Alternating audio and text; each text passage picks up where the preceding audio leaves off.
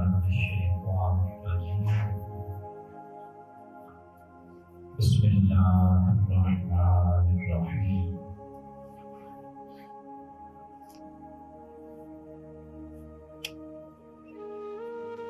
واصبر نفسك مع الذين يدعون ربهم بالغداة والعشي يريدون وجهه ولا تعد عيناك عنهم تريد زينة الحياة الدنيا صدق الله مولانا العظيم وفي شان حبيبه مخبرا وعامرا إن الله وملائكته يصلون على النبي يا أيها الذين آمنوا صلوا عليه وسلموا تسليما اللهم صل على سيدنا ومولانا محمد وعلى آله وصحبه وبارك وسلم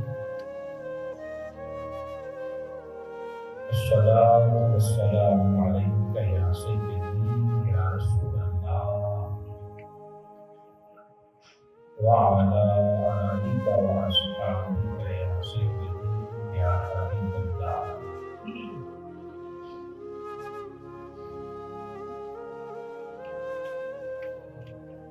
معزز سامعین، اللہ رب العزت کے فضل اور اس کے محبوب صلی اللہ علیہ وآلہ وسلم کے برائے پاک وصف کے ساتھ آج کی اس نشست میں ہم سب حاضر ہیں۔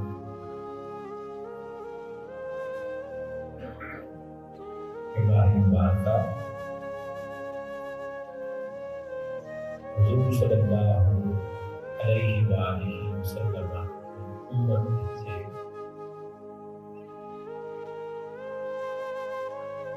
جلیل القدر بندے اولیاء کی شان حضور سیدنا غوث العظم شیخ عبدالقادر جیلانی محبوب سبحانی رضی اللہ تعالیٰ عنہ ذات گرامی کے ساتھ منسوب ہے، اور اس ماہ مبارکہ کے اندر حضور سیدنا غوث العظم رضی اللہ تعالیٰ عنہ آپ کا عرش مبارک بھی منایا جاتا ہے۔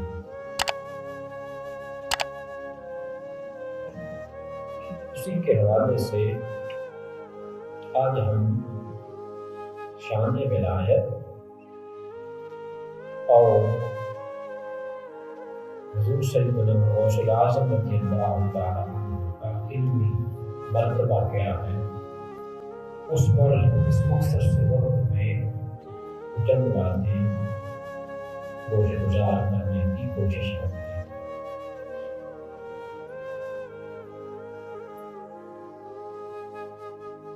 انسان یہ تین چیزوں کا مرکب ہے: مٹی، بلکہ چار چیزوں کا مرکب ہے: مٹی، پانی، لفظ اور روح۔ مٹی کو لایا گیا، پھر پانی کے ساتھ اسے گوندا گیا، پھر انسان کے اندر ایک نفس رکھا، تو ساتھ اللہ پاک نے اپنا حصہ جو فرشتوں سے فرمایا تھا کہ جب میں اس انسان میں اپنی روح ڈالوں فَقَوْلَهُ مِنْ رُوحِي، اپنی روح کا حصہ اس میں ڈال دو، تو پھر تم کیا کرنا؟ سارے کے سارے سجدے میں چلے جانا۔ مٹی بھی اسی زمین کی ہے،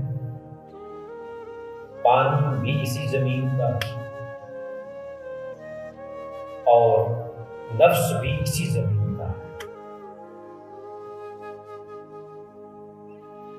کیونکہ آخرت میں جو نفسانی خواہشات ہیں، یہ شہوتیں ہیں، یہ ختم ہو جائیں گی۔ وہاں خواہشیں ہوں گی مگر پاک چیزوں، کیونکہ وہاں پہ ناپاکی ویسے نہیں ہوگی۔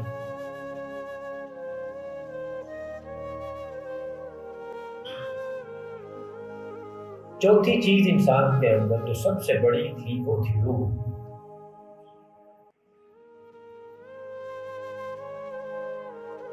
روح چونکہ اس دنیا کی چیز نہیں ہے، وہ چیز ہے مالا اعلیٰ۔ اس روح کا تعلق اس دنیا کے ساتھ ہے نہیں۔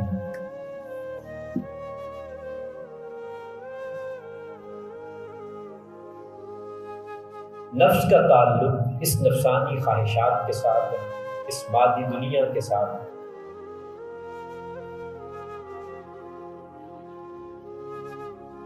ولی بنتا کب ہے؟ جب وہ اپنے نفس کو مار کر اللہ کی رضا کی خاطر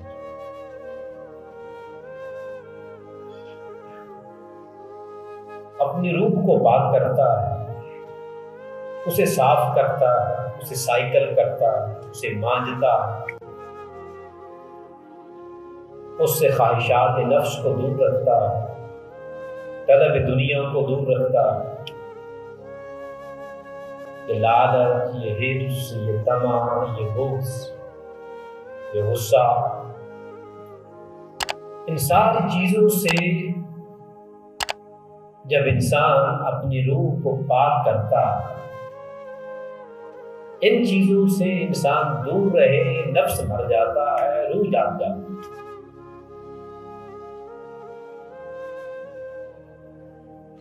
اب یہاں تک جب انسان رہے،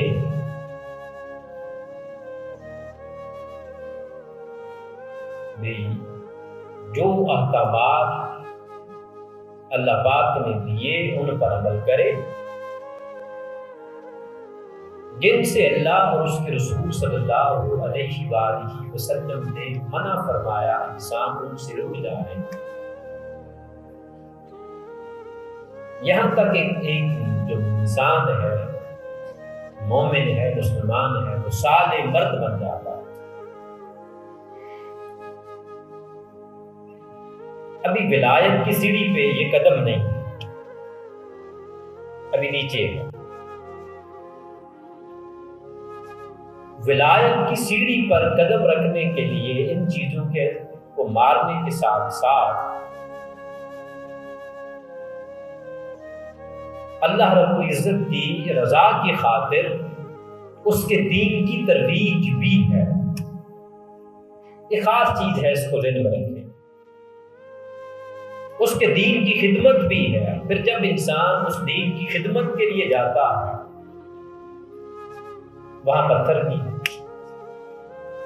وہاں مشکلات بھی ہیں۔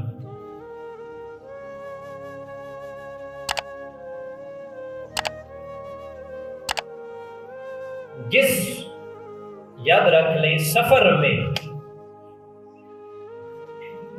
مشکلات نہ ہوں، وہ سفر حق کا نہیں ہوتا۔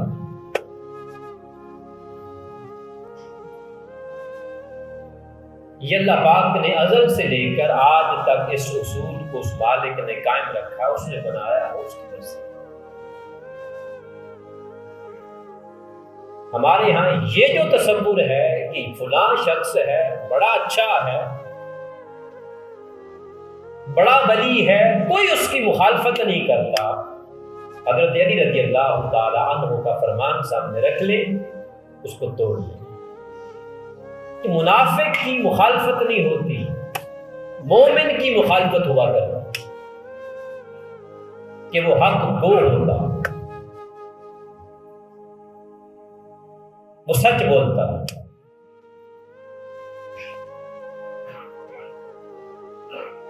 مومن یہ نہیں دیکھتا کہ کوئی قتل ہوا ہے، یہ کوئی سیاسی ہے یا فلاں ہے، جو چیز بری ہے لگتی ہے اسے، جو اللہ اور اس کے رسول کے احکامات کے خلاف ہے، اسے بول دیتا ہے۔ نتیجہ اس کا کیا نکلے گا؟ مومن کا اس چیز کے ساتھ کنسرن نہیں ہوگا، وہ سوچتا ہی اس کا کنسرن چونکہ اللہ تعالیٰ کو راضی کرنا ہے، اپنے مالک کو راضی کرنا ہے، آگے مالک جانے ہو جانے۔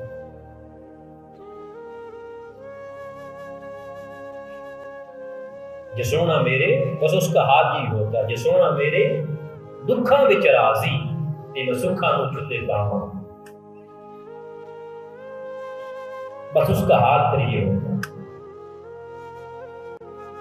تو ہمارے یہاں آپ دیکھ رہے ہیں پیران نظام حق بات کرنے سے ہی ڈرتے ہیں، وہ پیر ہیں، وہ ظالم کو ظالم نہیں کہیں گے، وہ پھر بھی پیر ہیں، وہ چور کو چور نہیں کہیں گے، پھر بھی پیر ہیں۔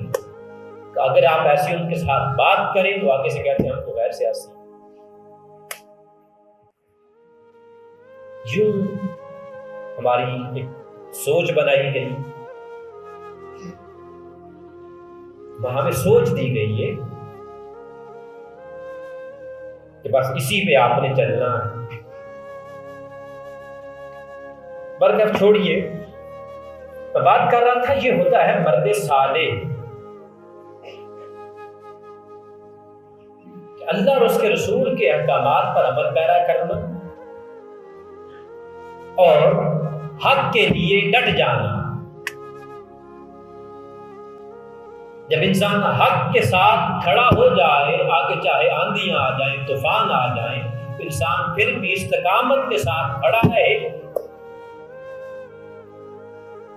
وہ جو آندیاں آتی ہیں، طوفان آتی ہیں، حق بات کے ساتھ کھڑا ہونے پر اس سے پھر وہ جو من کا شیشہ ہے نا، اندر روح کا جو شیشہ، وہ صاف پاک ہوتا ہے۔ ٹیلیسکوپ لے لیں، دیکھتے وہ آسمان میں ہیں، خبریں وہاں سے آنی ہیں، لیکن جس کے پاس ٹیلیسکوپ ہے وہ شخص یوں کھڑا ہے، ایسے نیچے زمین پہ دیکھ رہا ہے،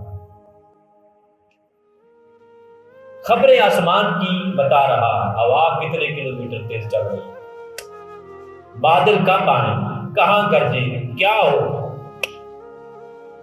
یہ ساری چیزیں انسان زمین پہ کھڑا ہے، وہ آگے اپنی ساتھ دکھوا رہا ہے، یہ کچھ ہو رہا ہے، یہ کچھ ہو رہا ہے۔ اس سے آپ پوچھے جا کر کہ یہ کیا معاملہ ہے، دیکھ نیچے رہا ہے، دیکھ نیچے رہا ہے، خبریں آسمان کی دے رہا ہے، یہ تعلق کیا ہے؟ وہ بتائے گا آگے سے کہ تعلق صرف اتنا ہی ہے، اس کا ایک لینز، ایک مرر، جس کو میں دیکھتا ہوں، جس کو میں دیکھ رہا ہوں، اس پر آسمانی چیزیں جو ہیں، آسمان سے جو ہوائیں ہیں، روشنی ہے، جو کچھ ہے، وہ ریفلیکٹ ہو کے اس پہ اوپر آ کے پڑ رہی ہے اور وہ آگے مجھے دکھا رہی ہے۔ اب آگے اس کی ریفلیکشن دوبارہ ہوتی ہے جس کے تھرو میں اسے دیکھتا ہوں۔ چل سب کچھ اوپر رہا ہے، کھڑا انسان زمین پہ ہے، وہ دیکھ بھی ایسے نہیں رہا، دیکھ بھی ایسے رہا۔ تو ایسے ہی جب کوئی بندہ اللہ اور اس کے رسول کے احکامات کے لیے، اس کے دین کی سربلندی کے لیے، اس کی استقامت کے لیے، احیاء کے لیے حق کا راستہ اپناتا ہے، وہ پھر اس کی طرف آندیاں آتی ہیں۔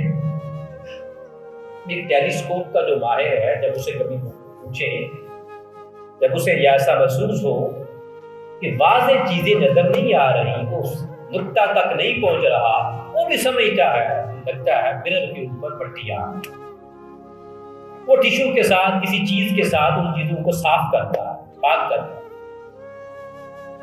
ایسے ہی یاد رکھ لے، جب اس دنیاوی چیزوں کو صاف کرنے کے لیے ہمیں یہ مٹی چاہیے، ہمیں یہ کپڑا چاہیے، ٹیشو چاہیے، ٹیشو پیپر چاہیے، اور جو روح کا آئینہ ہے اس کو صاف کرنے کے لیے پہلی شرط حق کے ساتھ کھڑا ہونا،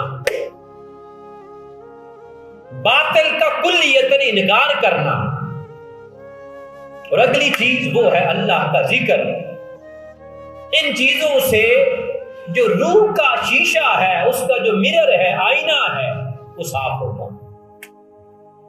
جب آئینہ صاف ہو جائے اس روح کا، تو چونکہ روح کا تعلق اس دنیا میں ہے نہیں، اس کا تعلق اس مالا اعلیٰ کے ساتھ ہے، تو پھر وہ اللہ کا بندہ جو بیٹھا تو زمین پہ ہوتا ہے، جس کا من صاف ہو جاتا ہے، اس کی روح پاک ہو جاتی ہے، اجلی ہو جاتی ہے، پھر وہ اسی بندے کو چل زمین پہ رہا ہوتا ہے، اسے مالا اعلیٰ کی خبریں لا کے دی۔ جس بیچارے کا یہ سبجیکٹ نہیں، وہ یہ سمجھتا ہے کہ یہ اولیاء اللہ بھی کوئی ایسی چیزیں ہوتی ہیں، وہ سمجھتا ہے کچھ بھی نہیں۔ وہ پھر چاہے امام اعظم ابو حنیفہ رحمۃ اللہ تعالی علیہ ہو، کہ میرے آقا نے فرمایا کہ جب انسان وضو کرتا ہے، اس سے انسان کے جس عضو کو وہ دھوتا ہے، اس عضو سے اس کے گناہ جھڑتے ہیں، تو امام اعظم ابو حنیفہ رحمۃ اللہ تعالی علیہ فرماتے ہیں میرا حال اللہ نے یہ کر دیا تھا کہ مجھے وہ آئینہ عطا کر دیا تھا کہ جب لوگ وضو کرتے اس سے جو ان کے گناہ جھڑتے میں ان کو بھی دیکھ رہا ہوں۔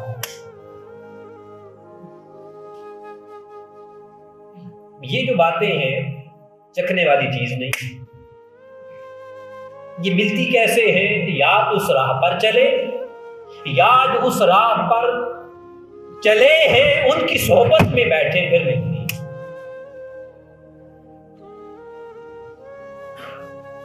ان کی صحبت میں بیٹھے پھر ملتی، ایسے مل نہیں سکتے، نہ یہ ایسی چیزیں سمجھ میں آ سکتی،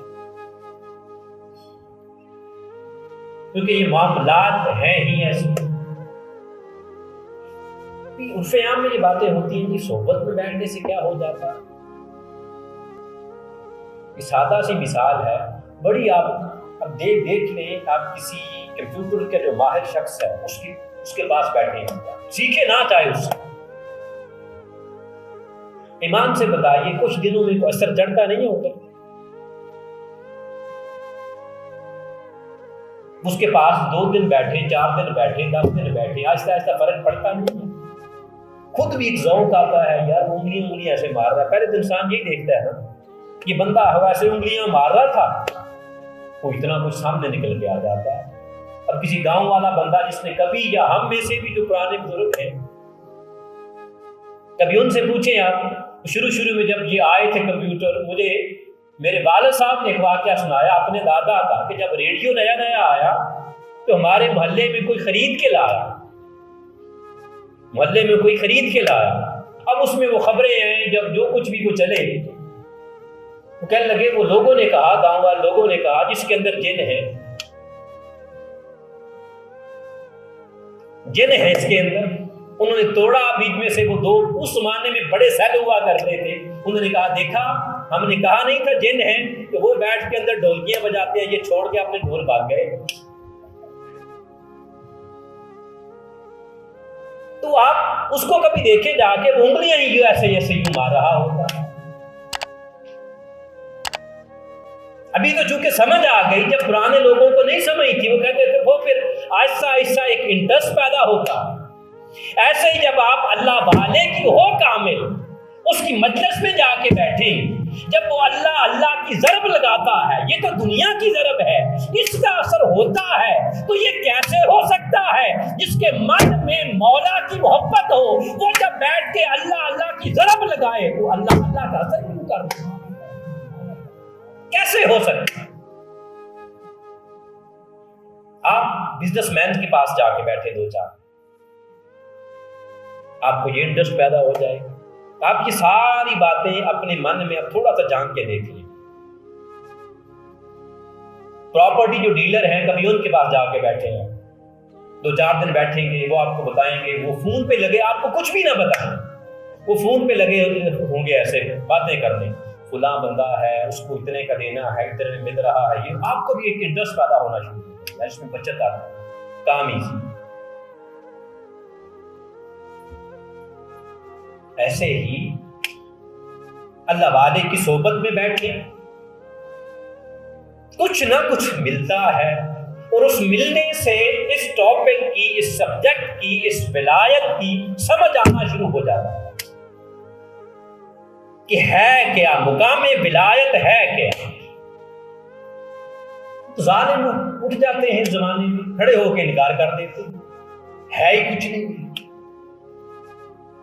ہم یہ آج کل کے پیروں کی بات نہیں کر رہے، آج کل بھی ہیں اللہ کے بندے، کیونکہ ہمارے ہاں ماحول ہی ایسا دے دیا گیا ہے کہ وہ پیر جو ہے کہ کسی کو کچھ نہیں کہتا، وہ کہتا کسی کو کچھ نہیں، ہم بھی نہیں کہتے کہ اٹھ کے اب وہ گردنیں اتارنے شروع کر دیتا ہے، مگر ظالم کو وہ ظالم کہے گا ضرور۔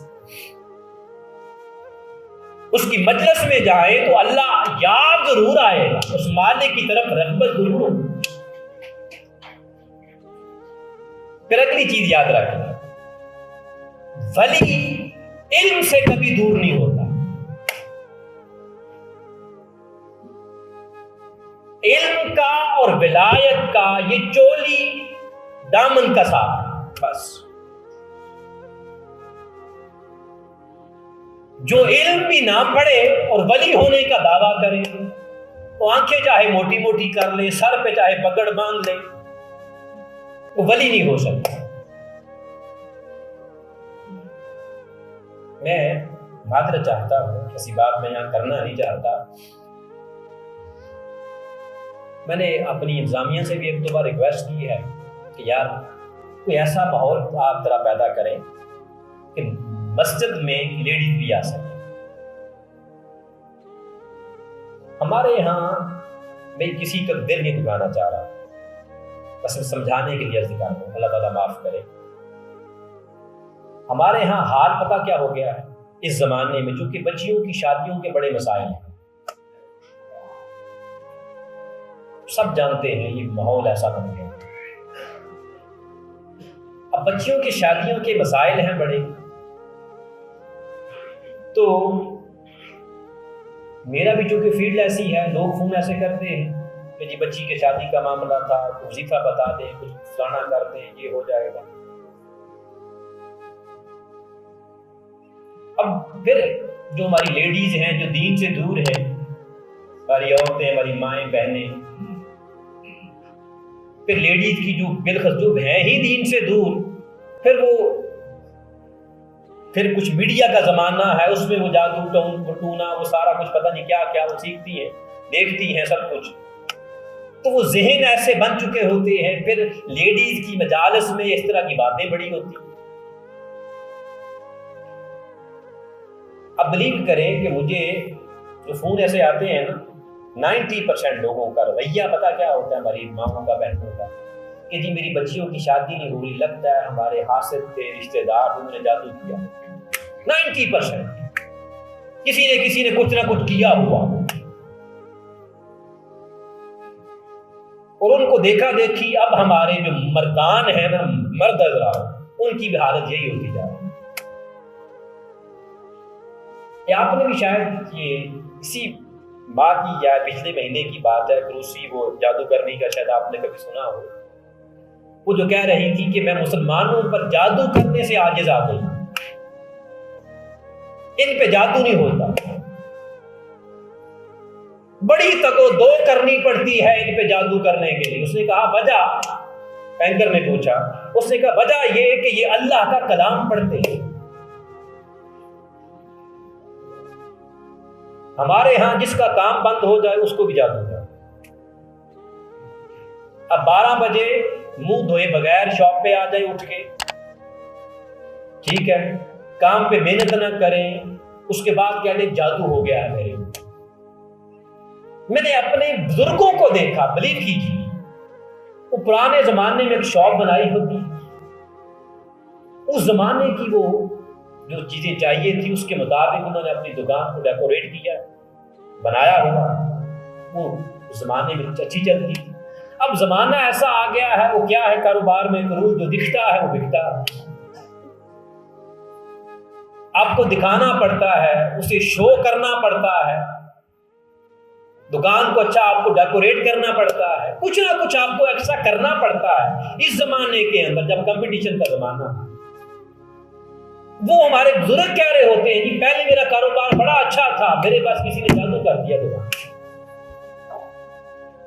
وہ ہوا ہے یا نہیں ہوا ہے، رشتہ داروں کے ساتھ ناراضگیاں، لاسٹ ٹائم یہی آیا تھا میری شاپ پر، اسی سے ہمارے پیروں کے نظام چل رہے ہیں۔ صاحب بچے کی شادی نہیں ہو رہی، پیر کے پاس گئے، اس نے کہا جی بکرے لے آئے، تو آپ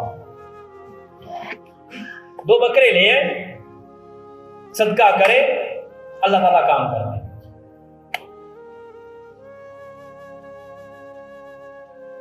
مجھے اپنے گھر لے چلے، میں گھر میں آؤں گا، پیرا نظام کام، ان کا کام اور ہو، کوئی کام آتا ہو تو کوئی اور کرے، مجھے اپنے گھر لے چلے، پھر ساتھ بتائیں گے جہاں اللہ کا ولی بیٹھا ہو، ولی کی مجلس میں بیٹھنے سے کوئی شک نہیں ہے، پہلے گھر میں کوئی شک نہیں ہے۔ اللہ کے مولانا اشرف علی تھانوی صاحب نے لکھا کہ موت کے ایک ولی کامل کی صحبت میں بیٹھنا، ایک لمحہ بیٹھنا 1000 سال کی عبادت سے افضل۔ وہ پھر یہ بات آپ کو بتائیں گے، وہ خود نہ کہیں تو ان کے آگے خلیفے کہہ دیں گے جی حضرت صاحب گھر میں دعوت دیں، آئیں گے حضرت صاحب پھر کھانے میں یہ چیزیں پسند کرتے ہیں، وہ چیزیں بنے حضرت صاحب آئیں گے، ہو گئی وہ ہو جادو ہو گیا آپ کا، پہلے ہی وہم کے مارے ہیں وہ اور پکے ہو گئے، وہ اللہ کرے اس کے بعد کبھی نہ کبھی کام ایسے ہو جائے، کسی بچی کی شادی ہو جائے، کچھ ہو جائے، بس پھر تو وہ پورا ان کے پورے خاندان کا پیر بن جائے۔ کبھی سوچئے یہ کام سکھوں میں نہیں ہوتے، سکھ نہیں جاتے مزارات میں، ان کے جو اپنے ہیں گرو نانک ہے یا فلانا ہے وہ نہیں جاتے، ہندو نہیں جاتے، ان کے کام نہیں ہوتے مندروں پہ جاتے۔ اب مجھے اس کے بعد سوچنا کہنا شروع کرتے ہیں پیروں کے مخالف۔ یاد رکھیں پیر کا یہ کام ہے ہی نہیں جادو ٹونا اور یہ تو یہ کام تو آپ خود بھی کر سکتے ہیں یار، گھر میں روز آیت الکرسی 4 بار پڑھ لیں۔ آقا صلی اللہ علیہ وسلم نے جب فرما دیا نا، اللہ کا فرمان آ گیا، 4 بار آیت الکرسی پڑھ کے میرے آقا نے فرمایا گھر کے چاروں کونوں پہ پھونک مار دیں، پورا دن اور رات اس گھر پہ کسی چیز کا اثر ہو ہی نہیں سکتا۔ یہ کام آپ نہیں کر سکتے۔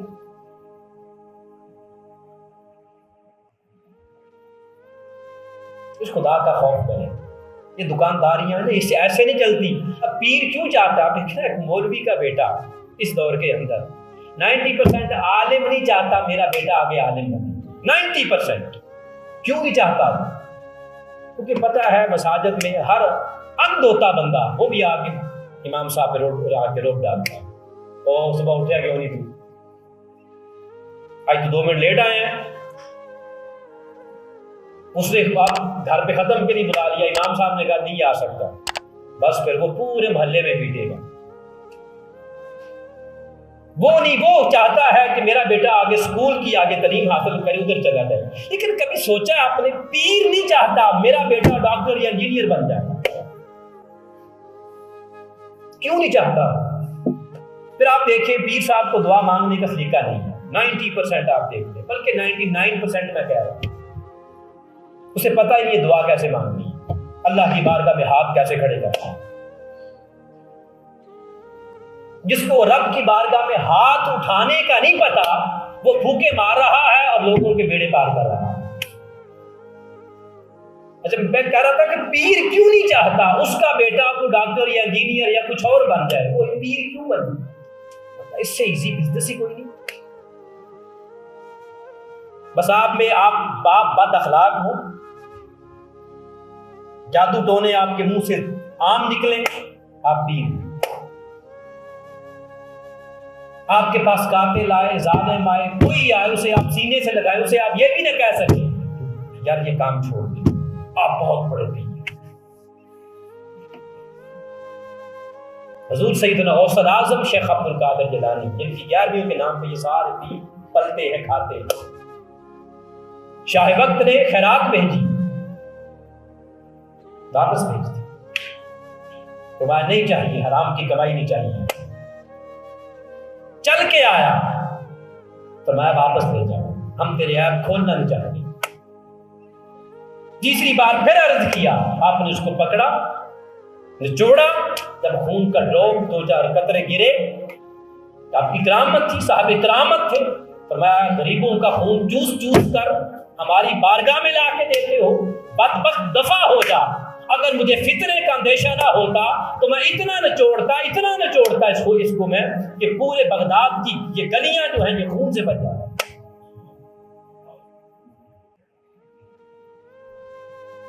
میں نے خود پیر دیکھے ہیں، بلیو کیجئے. آپ ہرا نوٹ دکھائیں تو آپ کو اٹھ کر ان کا اخلاق اچھا ہو جائے.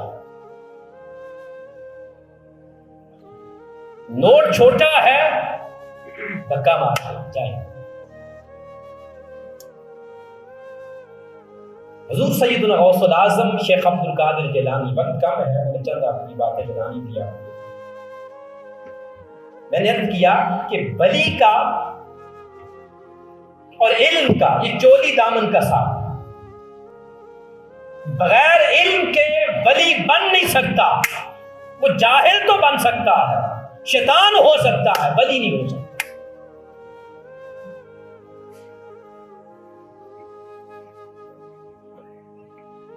شیخ حماد دباس کا قائم کرتا جو ادارہ تھا حضور سیدنا شیخ عبد القادر جیلانی نے اسی کو پھر آگے پرواہ چلایا.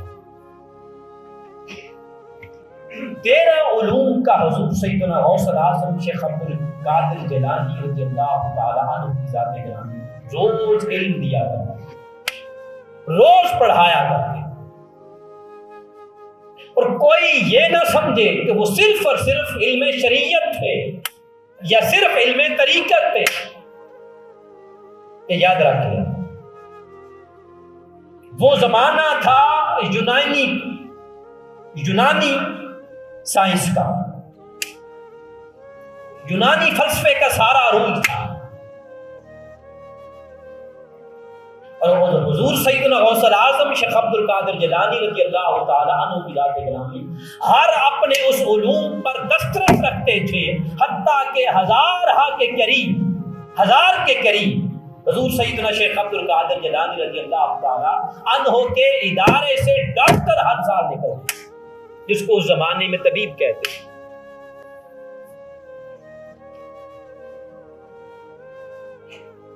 ہمارے کسی پیر کو یہ چیزیں آتی ویسے ویلا ہے.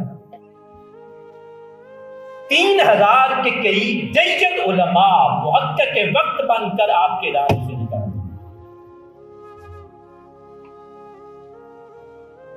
سلطان صلاح الدین ایوبی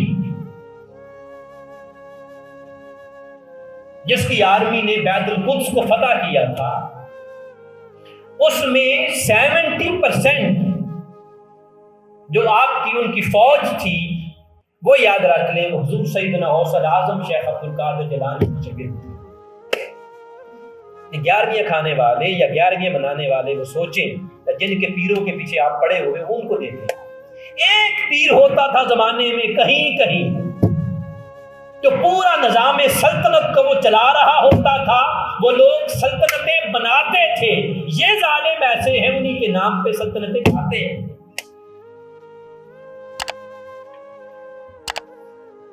بقیہ جو 20% تھے سلطان صلاح الدین ایوبی کی فوج میں سے، وہ امام غزالی کی شاگرد تھے. ہمیں کہتے ہیں وہ سیاست سے دور رہے ہیں. سلطان صلاح الدین ایوبی رحمت اللہ تعالی علیہ بڑے فخر سے الحمدللہ ہمارا سیاست کے ساتھ کوئی تعلق نہیں، مطلب کہ آپ نے دین کا 90% چھوڑ دیا، 10% کو اپنائے بیٹھے. حضور سیدنا غوث العظم شیخ عبد القادر جیلانی رحمت اللہ تعالی علیہ کے شاگرد امام ابن قدامہ المقدسی، یہ سلطان صلاح الدین ایوبی رحمت اللہ تعالی علیہ کے چیف ایڈوائزر تھے. یہ آپ کے شاگرد، اور ان ساری باتوں کو نقل کون کر رہا ہے؟ شیخ ابن تیمیہ. ان کی کتاب کا نام ہے الاستقامہ، اور اس میں یہ لکھتے ہیں شیخ ابن تیمیہ، جن کو عرب کے اندر سب سے زیادہ مانا اور پڑھا جاتا ہے، وہ لکھتے ہیں کہ جتنی کرامات حضور سیدنا شیخ عبد القادر جیلانی کی ہیں، نہ اس سے پہلے کسی ولی کی ہوئی ہیں، نہ اب ہمارے دور میں۔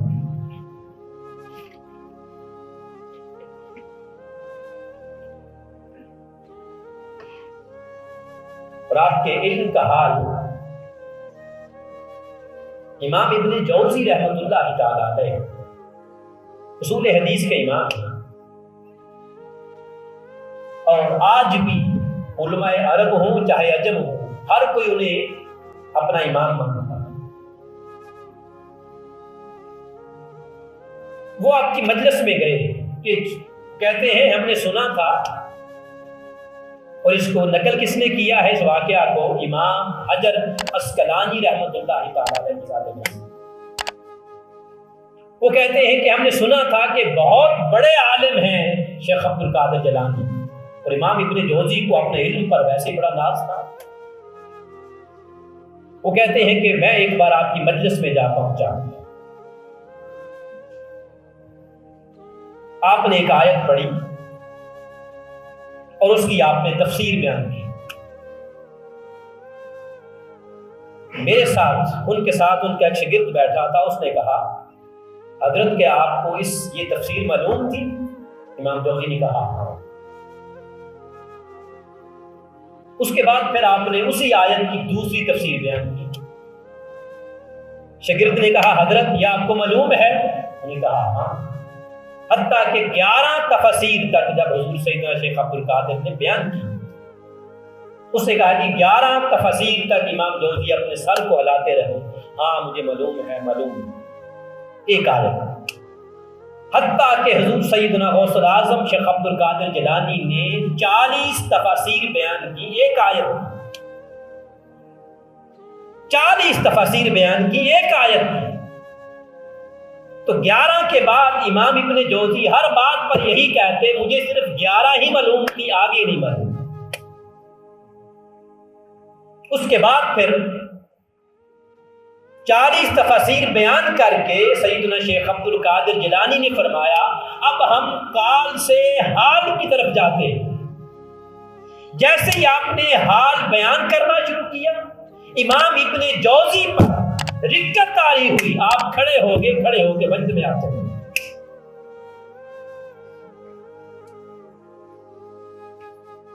تو یہ اس طرح کی جو باتیں ہیں وجد میں چلے گئے، یہ میں نے پہلے عرض کر دیا کہ مقام ولایت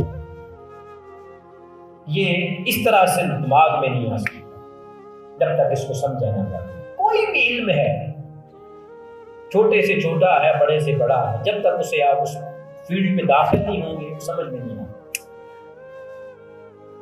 اس لیے گزارش یہ ہے کہ دیکھ لیں امام ذہبی آپ کے شاگرد، امام رجب حنبلی آپ کے شاگرد، امام ابن قدامہ آپ کے شاگرد، حتیٰ کہ امام العز بن عبد السلام کا قول ہے کہ آپ نہ صرف فقہ حنبلی بلکہ مالکی، شافعی اور حنفی ان سب کے امام حضور سیدنا غوث الاعظم شیخ عبد القادر جیلانی۔ مقام ولایت صرف جبے کبے کا نام نہیں۔ ایک چیز یاد رکھیں، جو بھی علم سے خالی ہے وہ سمجھے وہ ہر چیز سے خالی ہے، ممکن نہیں ہے وہ پیر بن جائے۔ ٹھیک ہے، اللہ پاک ہمیں آج سے ایمانوں میں اپنے نیک بندوں کی معرفت عطا فرمائے۔